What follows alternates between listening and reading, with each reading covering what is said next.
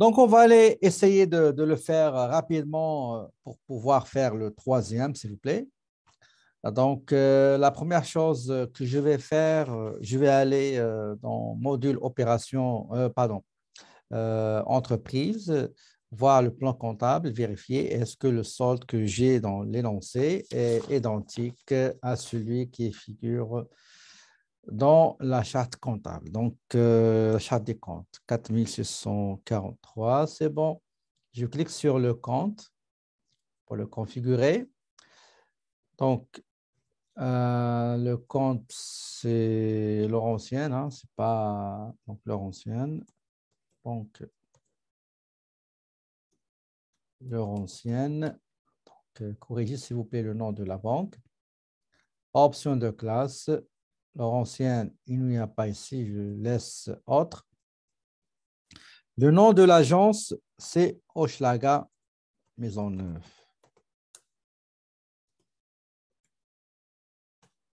Maisonneuve.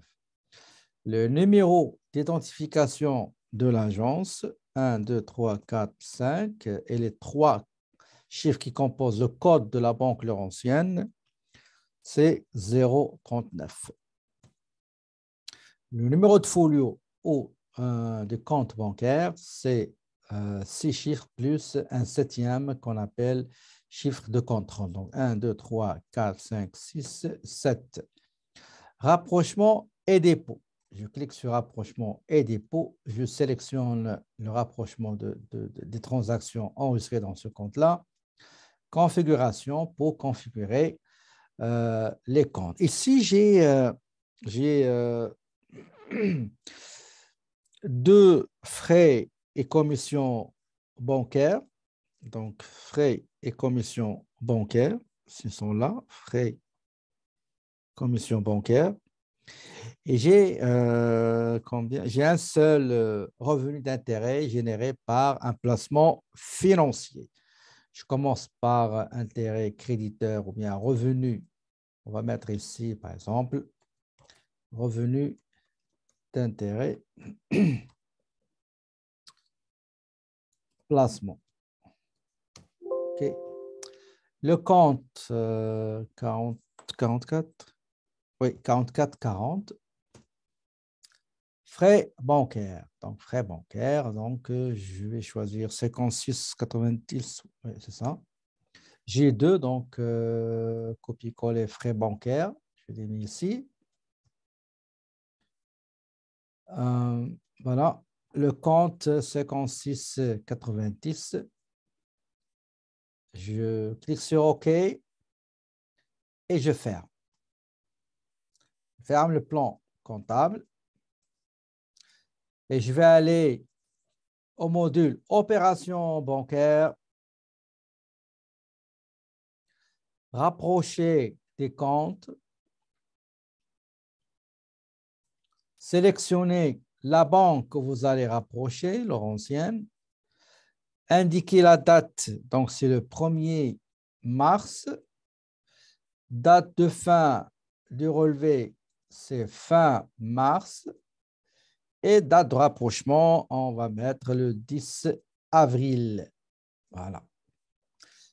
Solde d'ouverture, c'est 0. Solde fermeture du relevé bancaire, c'est 10 282,74. Les gens qui veulent aller rapidement, pouvez le faire, d'accord? Moi, je vais aller lentement avec les autres, OK? Très bien. Pour produit revenu d'intérêt source relevé bancaire, la date d'encaissement du produit financier généré par le placement, c'est le 28 mars. Le montant, c'est 1750. Pour charges financières, la première, donc pièce justificative relevé bancaire, la date du prélèvement de ces intérêts, c'est le 23 mars. Le montant prélevé, c'est 185. Le deuxième montant prélevé qui constitue les frais, commissions, intérêts bancaires, la pièce justificative relevé bancaire. La date, c'est le 31 mars 2020. Le montant prélevé, 350. D'accord? En ce qui concerne les transactions, le tableau, on ne peut pas l'avoir si on ne fait pas cette astuce-là pour contourner cet obstacle. Je clique sur ajouter des transactions antérieures en circulation, en transit. Je clique sur oui, j'enregistre. J'ai mis la dernière date avant début mars, 29 février. Sélectionnez n'importe quel montant. Vous pouvez même prendre n'importe quel montant en circulation. Prenez 862, prenez 1400 ou bien 1200, etc. OK? Moi, je vais prendre 862, d'accord?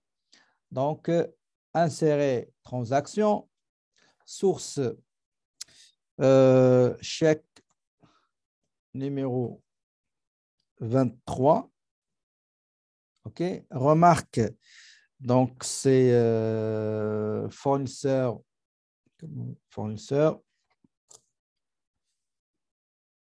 transport gamma, donc transport gamma. Tout ça, c'est provisoire. Après, on va le supprimer. La date, on laisse le 29. Est-ce que c'est un dépôt ou retrait? C'est un retrait, c'est un chèque remis à un fournisseur, 862,31. Vous pouvez mettre autre montant. Donc, une fois fait, je clique sur OK. Et voilà, j'ai le tableau qui s'ouvre. Maintenant, je dois aller compenser 6 transactions qui ont été comptabilisées et qu'on les a remarquées, qu'on les a constatées, qu'on les a vues sur le relevé bancaire. La première transaction à compenser, c'est le montant de l'apport de l'actionnaire, 52 000. Donc, deuxième montant à compenser, 40 241. Je coche dans cette colonne. Troisième montant, 5 748, Belle Mobilité. L'autre montant, le virement pour une commande à livrer dans le futur, c'est 5 000, il est là. 1092 qui constitue un chèque remis au transporteur transport gamma, donc 1092, elle est là. J'ai le dernier montant, le sixième, 2350 pour Revenu Canada. Revenu Canada, montant 2350.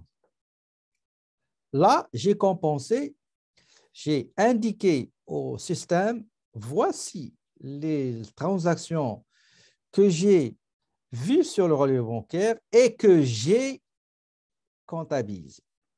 Maintenant, on va aller passer vers le relevé bancaire pour comptabiliser les transactions qui se trouvent sur le relevé bancaire, mais qu'on n'a pas comptabilisées.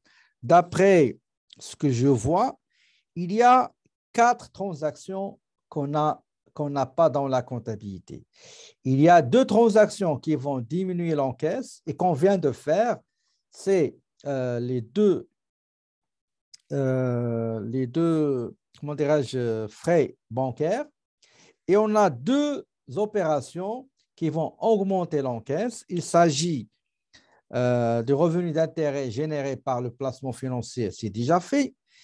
Et nous avons un chèque qu'on a encaissé du client Black Dream.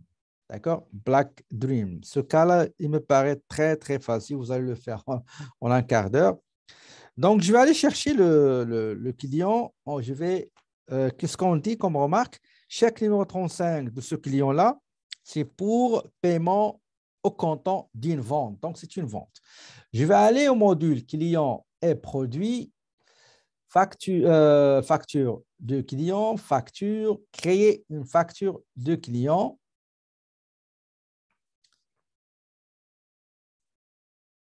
Je saisis le client, la société Black Dream.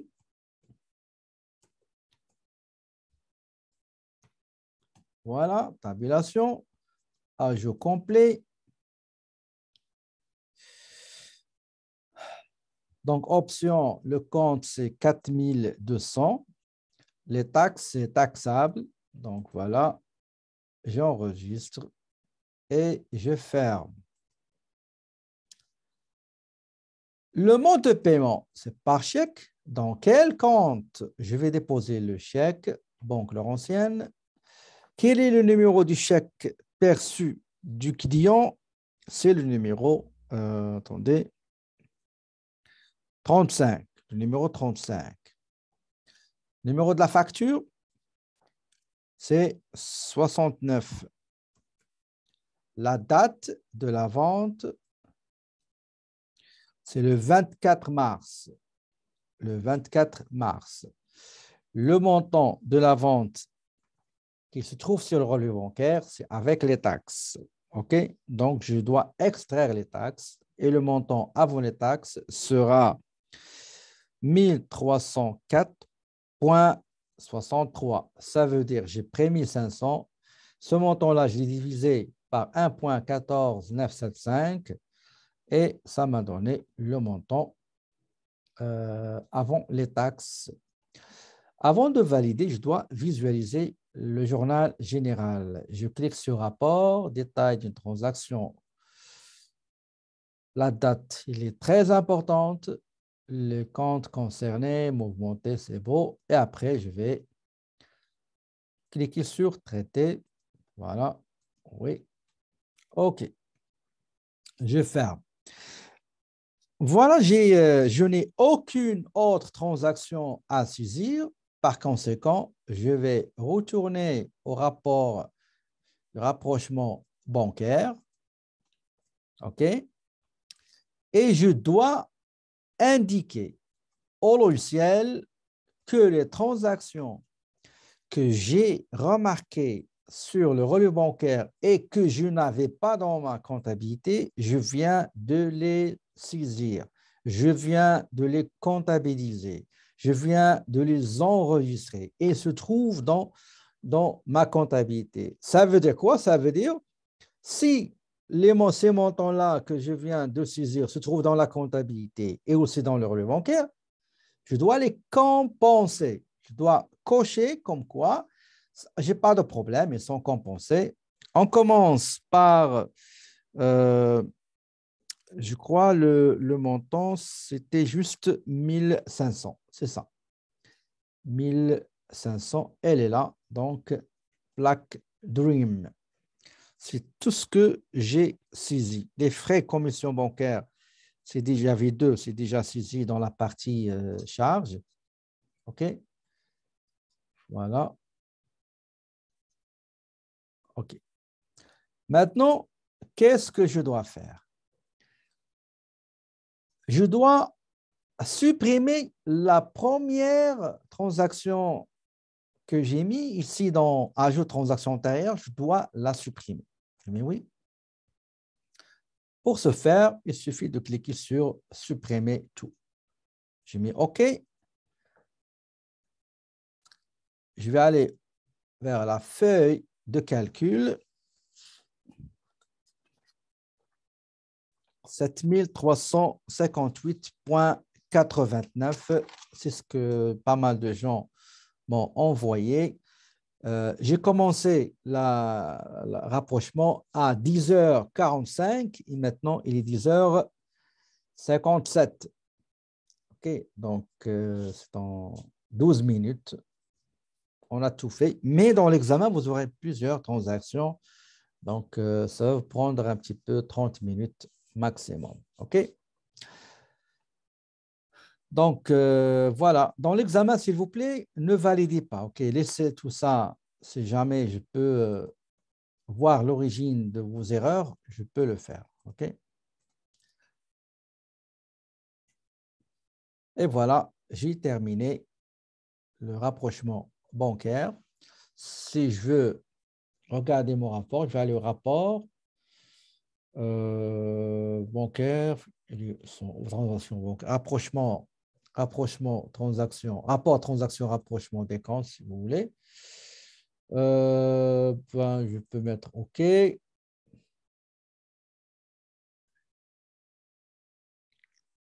Regardez, vous avez ici les états. Est-ce que c'est compensé? Est-ce que c'est en circulation?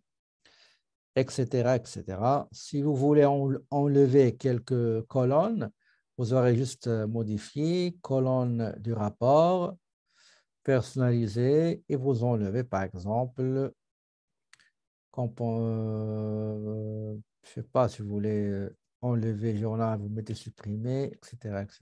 Ok.